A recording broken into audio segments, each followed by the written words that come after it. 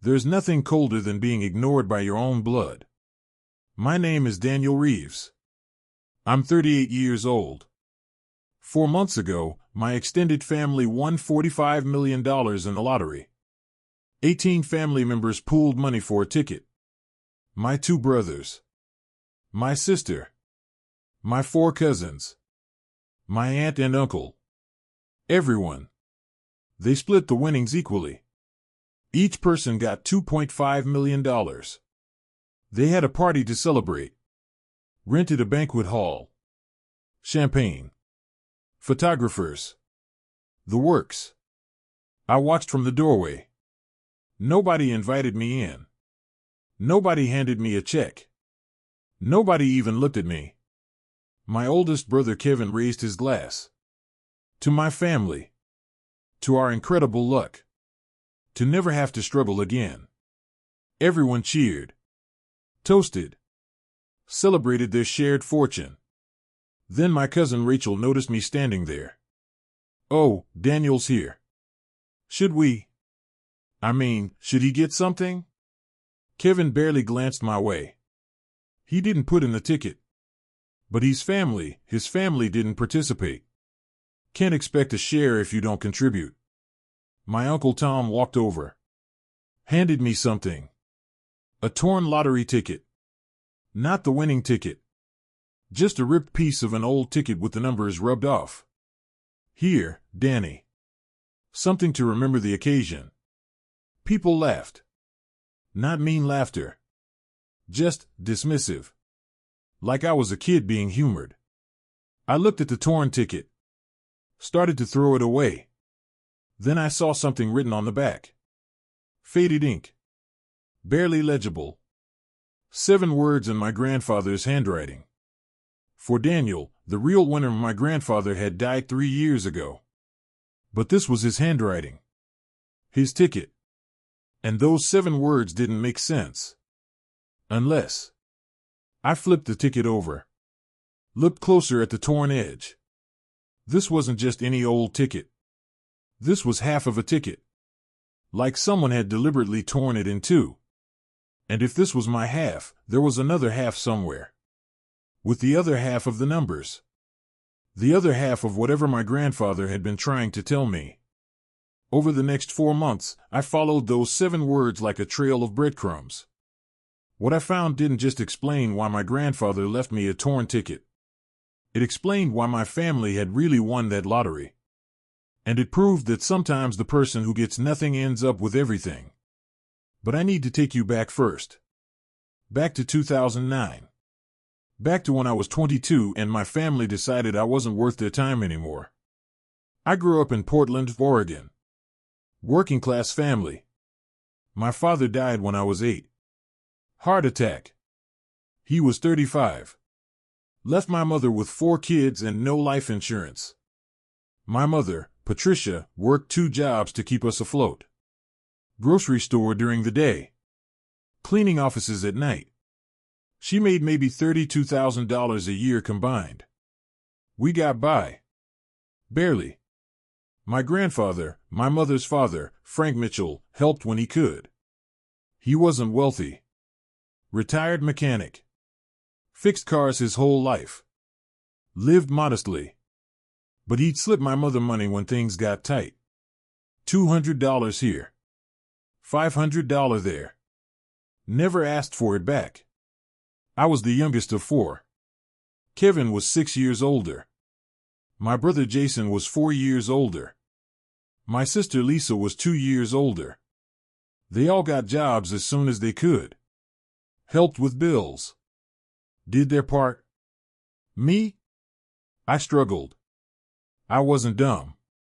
I wasn't lazy. Just different. I had what they now call severe ADHD. Back then, it was just Daniel can't focus and Daniel's not trying hard enough. School was hard. Jobs were harder. I'd get fired for missing shifts I forgot about. For losing focus during important tasks. For making careless mistakes that drove managers crazy. By the time I was 22, I'd been fired from 11 different jobs. Fast food. Retail. Warehouse work. Construction. Couldn't hold anything longer than 4 months. My family's patience wore thin. "Danny, you have to try harder," my mother would say. Exhausted from covering my portion of rent. "I am trying." "Then try smarter. Your brothers and sister manage just fine." Kevin was harsher. "You're not trying at all. You're lazy. You make excuses. ADHD isn't real. It's just something losers use to justify failure." By 2009, my family had given up on me. I moved out. Got a studio apartment I could barely afford. Worked whatever job I could keep for however long I could keep it. I still came to family gatherings, holidays, birthdays. But I was disappointed. The screw-up everyone tolerated because I was blood. Then in 2011, my mother won $8,000 in a small lottery. Not life-changing money, but enough to help. She split it among Kevin, Jason, and Lisa. $2,000 each. Didn't give me any. "You just waste it, Danny," she said. "Your brothers and sister will use it wisely." I wasn't angry. I understood. I was the one who couldn't keep a job. Couldn't pay rent on time. Couldn't seem to figure out basic adulting. Why would she trust me with money? But my grandfather noticed. At Christmas that year, he pulled me aside. "Your mother shouldn't have excluded you from that lottery money." "It's fine, Grandpa. She's right. I probably waste it." "You're not a waste, Daniel. You're struggling with something nobody's helping you fix. That's not your fault. Everyone else manages fine. Everyone else doesn't have what you have. Your brain works differently. That doesn't make you less. Makes you different. And someday, different is going to be exactly what matters." I didn't understand what he meant. Not then. Grandpa Frank died in 2021. Heart failure. He was 84. Lived a good life. Died quietly at home. He didn't have much to leave. The house was paid off but old. Worth maybe $180,000. Had about $40,000 in savings. A beat-up truck. Some tools. His will split everything equally among his 4 grandchildren. Kevin, Jason, Lisa, and me. Each got $55,000 after the house sold and everything settled.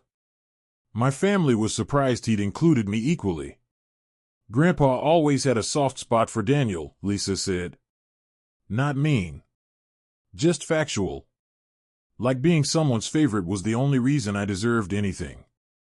I used my $55,000 carefully. Put $30,000 in a CD.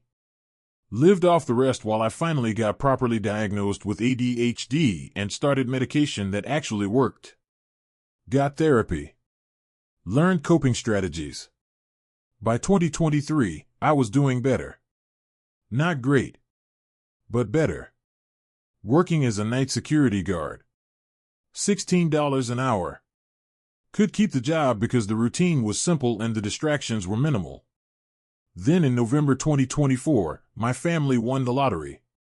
They'd formed a lottery pool 6 months earlier. Everyone put in $20 a week. 18 family members. $360 a week. They'd buy tickets every week. Powerball. Mega Millions. State lottery. Whatever had the biggest jackpot. I knew about the pool. They talked about it at family gatherings. I'd asked if I could join. "Danny, it's $20 a week," Kevin said. "Can you commit to that?" "I think so." "You think so?" That's exactly the problem. We need people who can commit. Who won't flake. Who won't forget to pay and then expect a share anyway. I won't forget. You've forgotten every payment plan you've ever been on. Remember when you were supposed to split Mom's phone bill? You missed 3 months and she had to cover you. We can't have that with the lottery pool. So I wasn't included. And honestly, I understood. $20 a week doesn't sound like much. But when you're making $16 an hour and constantly behind on bills, $20 is groceries. $20 is gas. $20 is not having to choose between lunch and electricity. I didn't push it. I just accepted that I wasn't part of that group. Like I wasn't part of most family things. Then in November 2024, they won. $45 million. Lump sum after taxes. Split 18 ways. $2.5 million each. The party was at a banquet hall in downtown Portland. I only knew about it because my sister Lisa posted it on Facebook. Celebrating our family win. With photos of everyone holding oversized checks. I drove over. Stood in the doorway. I watched my family celebrate. Kevin saw me first. Didn't say anything. Just turned away. Like I was background noise. My cousin Rachel noticed. "Oh, Daniel's here. Should he get something?" Kevin barely looked at me. He didn't put in the ticket. But he's family. Family that didn't participate. Can't expect a share if you don't contribute. My Uncle Tom, my grandfather's son, walked over. He'd had a few drinks. Was feeling generous or guilty or both. "Here, Danny." He handed me a torn lottery ticket. Old. Faded. Numbers scratched off. Something to remember the occasion. People laughed. Not cruelly. Just amused. Like giving the poor relation a joke gift. I stood there holding this torn ticket. Feeling exactly like I'd felt for 38 years, tolerated but not included. Present but invisible. Family in name only. I left. I drove home to my studio apartment. Sat on my second-hand couch holding a torn lottery ticket like it was a trophy for being forgettable. Started to throw it away. Then I saw the writing on the back.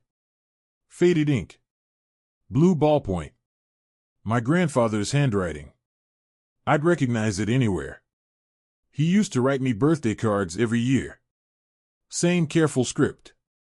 For Daniel, the real winner. I stared at those words. For Daniel. My grandfather had written my name on this ticket. Why? I looked closer. The ticket was torn. Deliberately. Straight edge. Like someone had carefully ripped it in half. This wasn't trash. This was half of something. I looked at the front. The numbers were scratched off. But the date was still visible. March 15, 2021. 4 months before my grandfather died. March 15, 2021. I pulled up my old calendar. That was the week before my grandfather went into the hospital for the last time. The week he'd called me over to his house to help clean out the garage. I'd gone. Spent 6 hours sorting through 50 years of accumulated tools and parts. He'd barely needed help. Could have done it himself. He just wanted company. "Danny, you're a good kid," he'd said. "Don't let them make you think you're less." "I'm not a kid anymore, Grandpa. I'm 34. You're my kid. Always will be. And I need you to remember something. Being different isn't being less. Someday that's going to matter." He'd said the same thing in 2011. I still didn't understand. Now, looking at this torn ticket with "For Daniel," the real winner written on the back, I wondered if my grandfather had been trying to tell me something. I went back to my car. I drove to my mother's house. She'd been at the party earlier but had left before I arrived. "Danny? What are you doing here?" "Mom, did Grandpa leave anything else when he died? Anything besides what was in the will?" "Like what?" "I don't know. Papers? Letters? Anything? Just the usual stuff." "Why? Did he have other lottery tickets? Old tickets he saved?" "Your grandfather bought lottery tickets every week for 40 years. Never won more than $50. Why? Can I look through his stuff? The things you kept? She was suspicious but let me into her garage. 3 boxes of my grandfather's belongings she'd kept. Photos. Paperwork. Random items she couldn't throw away. I went through everything. Found old birthday cards. Found receipts. Found tax returns going back decades. Then I found it. In an old cigar box. 47 lottery tickets. All torn in half. All dated between 2019 and 2021. All with writing on the back. Most said things like better luck next time or keep trying. But 6 of them had names. Family members' names. For Kevin, patience for Jason, humility for Lisa, kindness for Patricia, forgiveness for Tom, generosity for Daniel, the real winner. Each ticket was torn. Each was half of a full ticket. Which meant somewhere there were 6 other halves. With the matching numbers. The matching dates. The matching, what? Messages? I looked at my torn ticket again. March 15, 2021. I flipped it over. The numbers were scratched off, but I could still see the faint impressions underneath the scratch-off coating. I took it into a better light. Used a magnifying glass. Could barely make out the numbers underneath. 07-14-21-33-41-52. I checked the lottery website. March 15, 2021 drawing. Winning numbers 07-14-21-33-41-52. My grandfather's torn ticket. The one he'd labeled for Daniel, the real winner. It was the winning ticket from March 15, 2021. Worth $4.2 million. But it was torn in half. And you can't claim a lottery prize with half a ticket. Which meant somewhere there was another half. With the other half of the winning numbers. The other half of my grandfather's message. And if I could find it, I could prove that this winning ticket belonged to me. Not to the family pool that had excluded me. Not to the 18 relatives who'd split $45 million. To me. The grandson my grandfather had actually chosen. I spent 2 weeks searching for the other half of that ticket. Went through my grandfather's house. My mother's storage. Asked every family member if they had any of Grandpa's old papers. Nobody had anything. Or if they did, they weren't sharing. Then I remembered something. My grandfather's best friend. Walt Sanders. They'd played lottery together every week for 40 years. They'd buy tickets together. Split any winnings. It was their routine. Walt was 87. Living in an assisted living facility. I visited him. Danny? Frank's grandson? Yes, sir. Mr. Sanders, I need to ask you about something. Did my grandfather give you anything before he died? Any papers? Any lottery tickets? Walt's expression changed. Become careful. Why are you asking? I found something. Half of a lottery ticket. With my name on it. From March 2021. I think there's another half somewhere. Walt was quiet for a long time. Then, follow me. He led me to his room. Pulled a box from under his bed. Inside were 6 torn lottery ticket halves. Each with a name on the back. For Kevin, patience, continued for Jason, humility, continued for Lisa, kindness, continued for Patricia, forgiveness, continued for Tom, generosity, continued for Daniel. The real winner, continued. My hands were shaking as I picked up the ticket labeled for Daniel. The other half. Complete numbers. March 15, 2021. 07-14-21-33-41-52. My grandfather had won $4.2 million in March 2021. 4 months before he died. He'd torn the ticket in half. Kept one half himself. Given the other half to Walt. Written messages on both halves. left instructions for them to be found after his death. Why? I asked. Why did he do this? Your grandfather knew he was dying. My heart was failing. Doctors gave him 6 months. He bought that ticket the week after his diagnosis. Said if he won, it was a sign. A sign of what? That you were right. That being different wasn't being less. That the family who'd given up on you was wrong. But he never claimed the prize. Never told anyone. He couldn't. If he claimed it while alive, the family would fight over it. Would say he owed them. Would pressure him to split it. He didn't want that. He wanted you to have it. All of it. After he was gone. But the ticket expired. You have to claim lottery prizes within 180 days. Walt smiled. In Oregon, you can claim up to 1 year from the drawing date if you have good cause for the delay. Your grandfather had good cause. He was dying. And he left explicit instructions that the ticket was meant for you. Where are those instructions? Walt pulled out another envelope. Sealed. For Daniel, to be opened after my death. I opened it. Inside was a notarized letter. To whom it may concern, I, Frank Mitchell, being of sound mind, hereby declare that the lottery ticket from the March 15, 2021 drawing, Oregon State Lottery, with winning numbers 07-14-21-33-41-52, is my sole property. I purchased this ticket with my personal funds.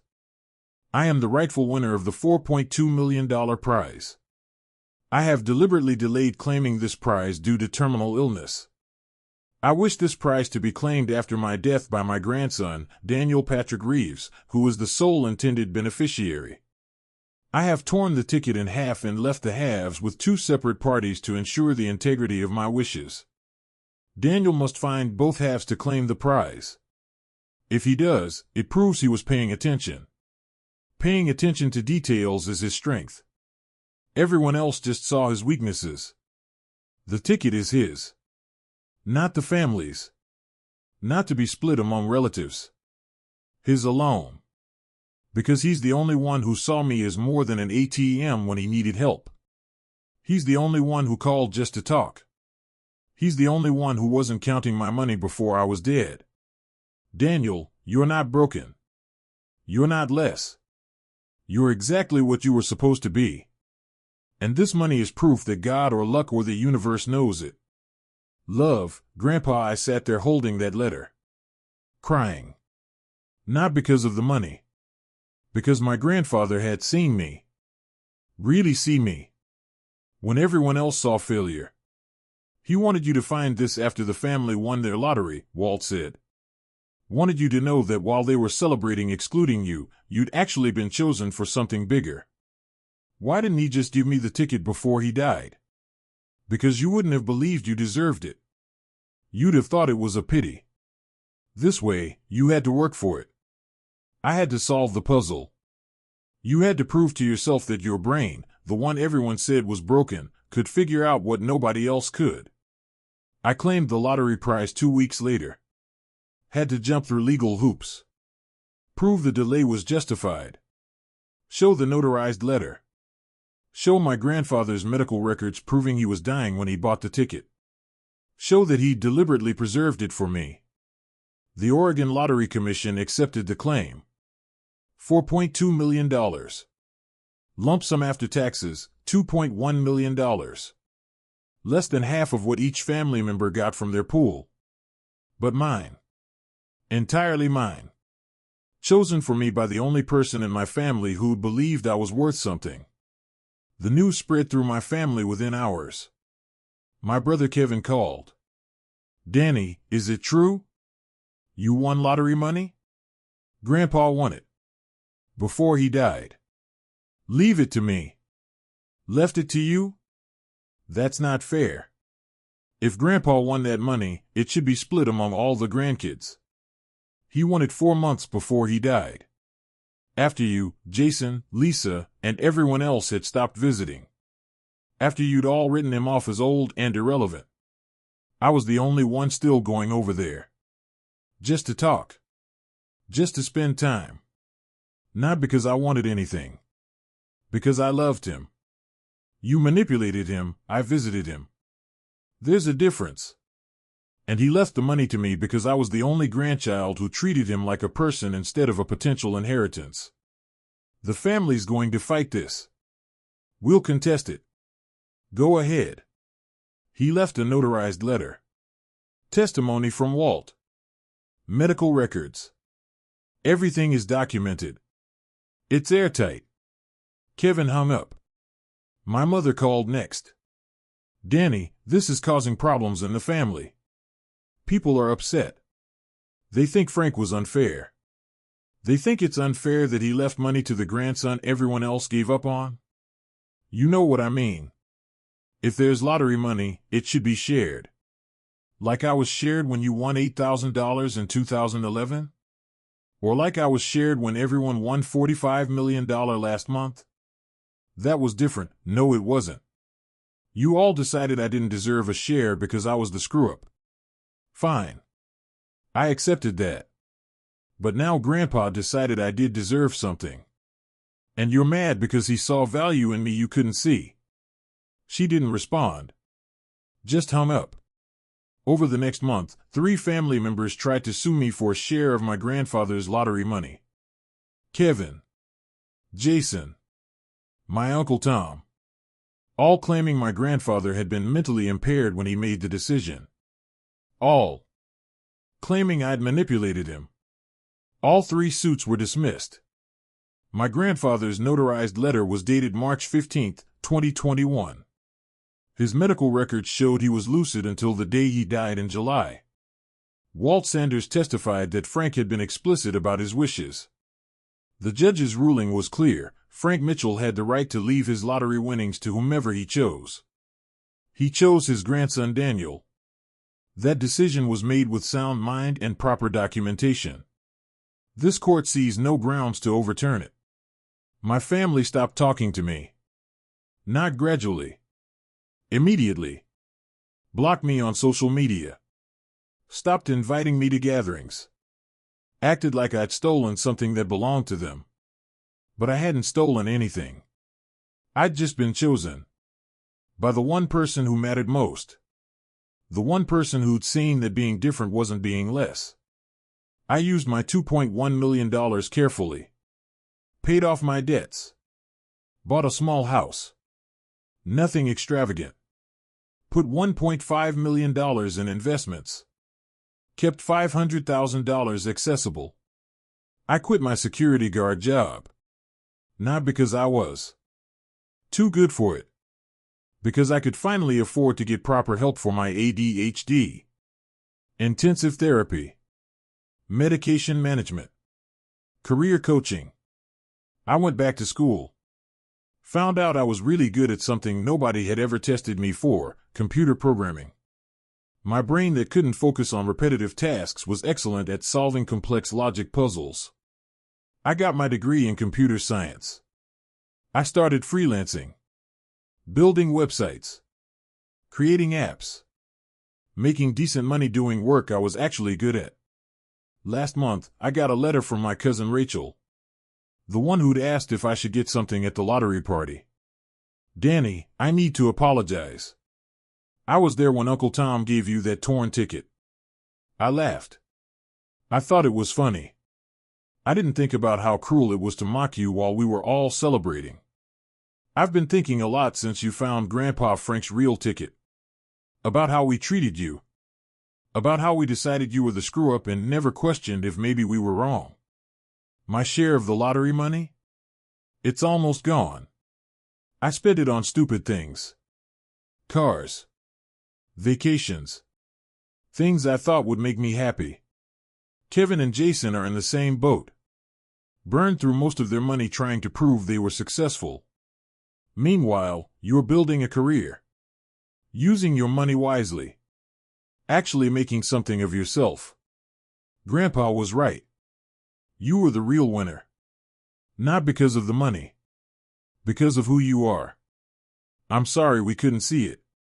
Rachel, I wrote back. Told her apology was accepted. Told her I didn't hate the family.